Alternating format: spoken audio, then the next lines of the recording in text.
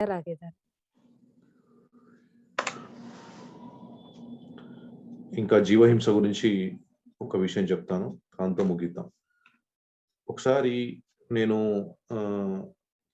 బండి తీస్తున్నాను. Bike parking చేశాను. బైక్ పార్కింగ్ తీస్తూ ఉంటే వానపాములు ఉంటాయి కదా! సన్నగా, చిన్నగా. ఆ వానపాముల్ని చీమలు లాక్కెళ్తున్నాయి. వానపాము బతికే ఉంది. ఆ చీమలు లాక్కొనెళ్తున్నాయి. అది చూసినప్పుడు నా హృదయం చలించిపోయింది. చెప్పండి.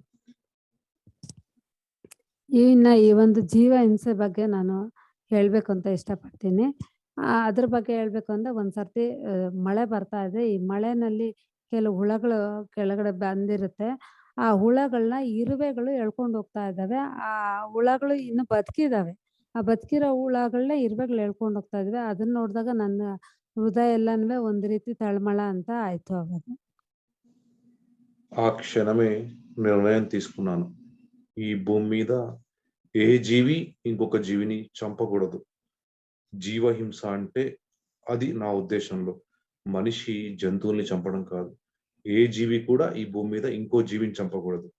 ప్రతి జీవికి శాకాహారమే ఆహారం కావాలి అని గట్టిగా నిర్ణయం తీసుకొని దాని వైపుగా నేను చేయాల్సిన పని చేస్తున్నా. ಅವತ್ತು ಆ ಕ್ಷಣದಲ್ಲೇ ನಾನು ನಿರ್ಧಾರ ಮಾಡಿದೆ. ಈ ಒಂದು ಜೀವ ಹಿಂಸೆ ಯಾರಿಂದ ಯಾರಿಗೂ ಕೂಡ ನಡಿಬಾರ್ದು. ಜೀವ ಹಿಂಸೆ ಅಂದ್ರೆ ಒಂದು ಪ್ರಾಣಿನ ಕೊಲೆ ಮಾಡೋದು, ಆ ಮಾಂಸಾಹಾರ ಮಾ ತಿನ್ನೋದು ಅದು ಮಾತ್ರನೇ ಅಲ್ಲ. ಯಾವ ಜೀವಿ ಕೂಡ ಯಾವ ಜೀವಿಯಿಂದನೂ ಇನ್ನೊಂದು ಜೀವಿ ಹಿಂಸೆ ಪಡಬಾರ್ದು. ಈ ಒಂದು ಕಾನ್ಸೆಪ್ಟ್‌ನ ನಾನು 100% ತರಬೇಕು ಅನ್ನೋ ಪ್ರಯತ್ನ ಅವತ್ತಿಂದನೇ ನಿರ್ಧಾರ ಮಾಡಿದೆ. ಆ ಪ್ರಯತ್ನದಲ್ಲೇ ನಾನು ಕೆಲಸ ಮಾಡ್ತೀನಿ.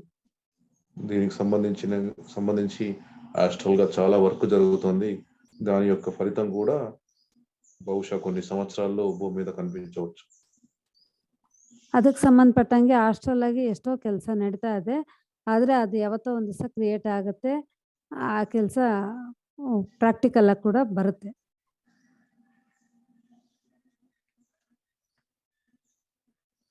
ఇదంతా ఎందుకు చెప్పానంటే ధ్యానం కొంతమంది